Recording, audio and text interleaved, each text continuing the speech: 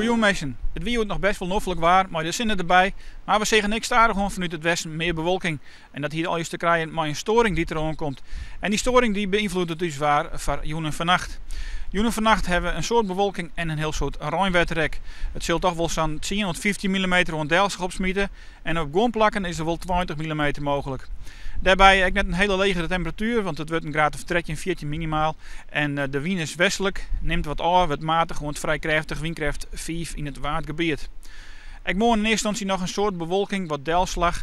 Maar in de rin van de dag mag die bewolking toch breken en dan zorgen we rond te verder zinnen.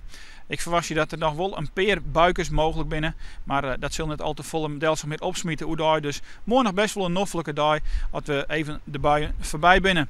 Temperatuur net heel aardig, een graad of 19 en op grondplakken 20. En daarbij hebben we een matig, want vrij krachtige wind en die komt uit het westen en het noordwesten.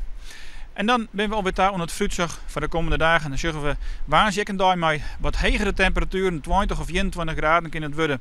Daarbij hebben we een zuidwestelijke wind. En we zeggen dat er een aantal buien mogelijk binnen. Misschien ook wel met een klap tonger.